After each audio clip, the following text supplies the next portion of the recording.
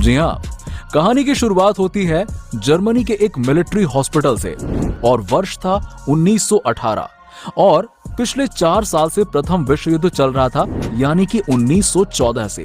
तो दोस्तों, 1918 में विश्व युद्ध में घायल जर्मन सैनिकों को उस हॉस्पिटल में लाया जा रहा था जिससे उनका इलाज हो सके। घायल सैनिकों में तो कुछ सैनिक मर ही जाते थे, तो कईयों की स्थिति ज्यादा गंभीर थी। कुछ सैनिक ऐसे भी थे जो वापस युद्ध में नहीं जाना चाहते थे।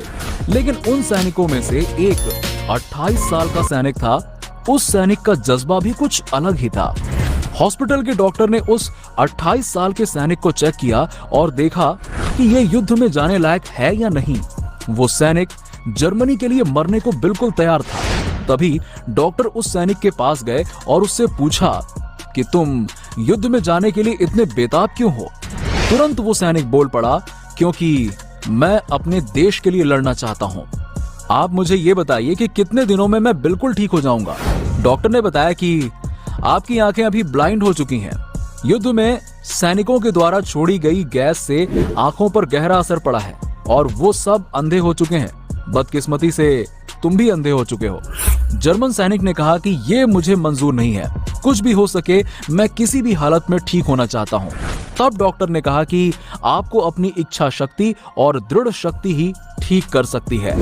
दोस्तों, पता नहीं कैसे, लेकिन डॉक्टर के बोले गए ये शब्द दृढ़ शक्ति और इच्छा शक्ति उस सैनिक के दिल पर गहरा असर कर गए और अपनी मानसिक दृढ़ता और इच्छा शक्ति से वो लगभग 1 महीने में ही सही हो गया। और जर्मन सैनिक का सही होना भी ठीक था, क्योंकि भविष्य में जर्मनी को महासत्ता का रास्ता दिखाने के लिए वो खुद अपनी आंखों से देख सके, ये अत्यंत जरूरी था।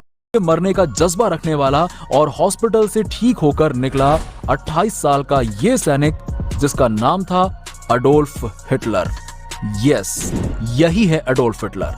दोस्तों, हिटलर को प्रथम विश्व युद्ध हो जाने के बाद कई मेडल मिले, लेकिन उसकी ये वीरता उसके काम न आई और उसके ठीक होकर बाहर आने के बाद उसे समाचार मिला कि जर्मनी प्रथम विश्व युद्ध में हार चुका है। जर्मनी की हार उसे मंजूर नहीं थी। इन सभी चीजों का विस्तार से वर्णन हिटलर ने अपनी बायोग्राफी मेरा संघर्ष में किया हुआ है।